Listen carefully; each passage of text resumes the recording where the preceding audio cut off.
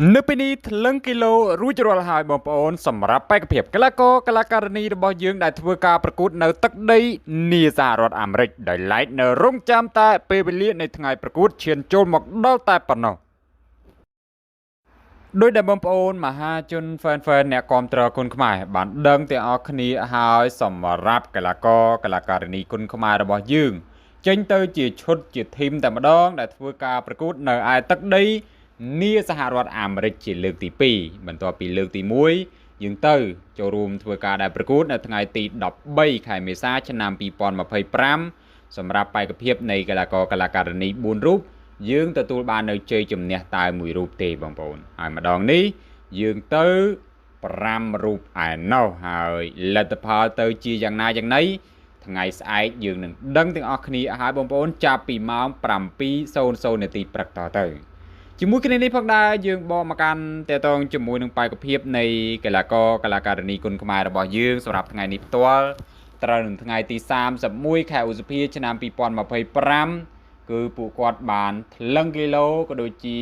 ជួបមុខគ្នាហើយបងប្អូនដែលឡែកសម្រាប់កីឡាករពេជ្រសម្បត្តិប៉ះជាមួយនឹងកីឡាករ Michael Hill យើងឃើញហើយនៅពេលដែលឈរក្បែរគ្នាផ្ទឹមគ្នា face to face កម្ពស់កំពើអីគឺ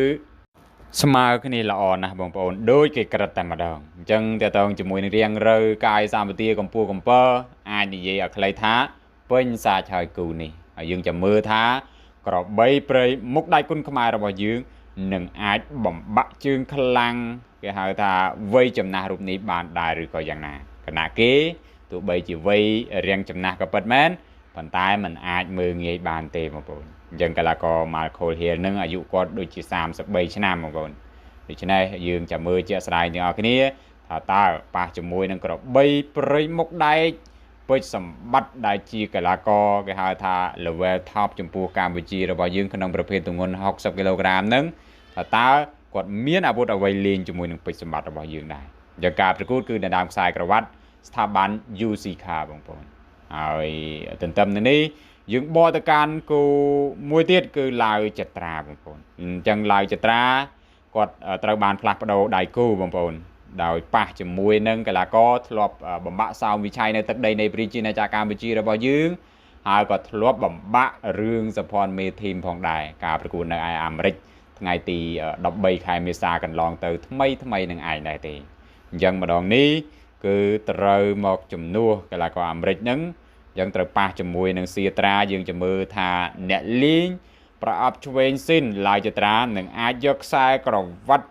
ស្ថាប័ន UCK មកកាន់ទឹកដីនៃប្រជាណាចក្រកម្ពុជារបស់យើងបានដែរឬក៏យ៉ាងណាអញ្ចឹងមានតែការដែរ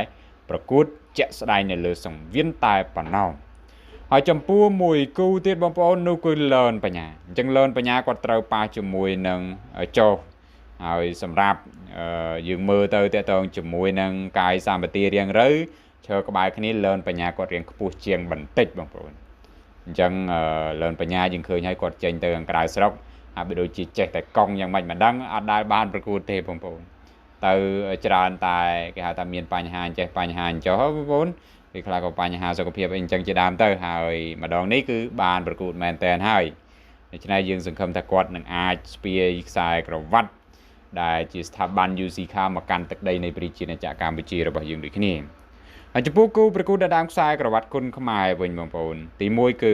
កីឡាការិនីអេយ៉ានុតអញ្ចឹងអេយ៉ានុតគាត់ទៅជាលើកទី2ប៉ះជាមួយនឹងម្ចាស់ប្រទេសអាមេរិកដែលធ្វើការដែលប្រកួតដើមខ្សែក្រវ៉ាត់គុនខ្មែរមួយខ្សែផងដែរយើងសង្ឃឹមថាលើកនេះគាត់ជោគជ័យបន្ទាប់ពីលើកទី1គាត់អត់បានជោគជ័យទេបងប្អូនប៉ះជាមួយនឹងកីឡាការិនីកូនកាត់ខ្មែរអាមេរិកដែលគាត់ហាត់គុនខ្មែររបស់យើងផងដែរហើយចំពោះកីឡាករមួយរូបទៀតគឺឡាវចន្ទ្រាបងប្អូនអញ្ចឹងឡាវចន្ទ្រា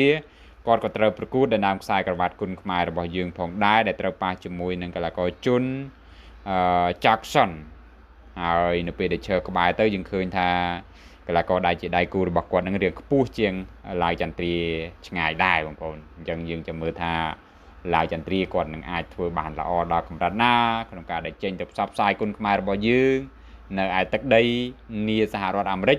មានតែការប្រកួតជាក់ស្ដែងតែប៉ុណ្ណោះហើយទន្ទឹមនឹងនេះផងដែរសម្រាប់ admin ក៏មិនមានអ្វីច្រើននោះទេ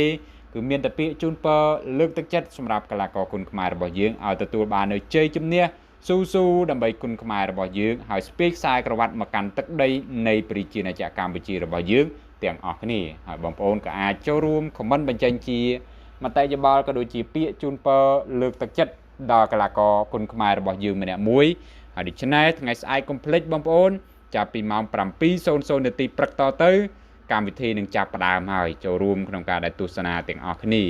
ហើយកុំភ្លេចក្នុងការដែល share ចែករំលែកម្នាក់មួយផងជាចុងក្រោយ admin សូមជម្រាបលា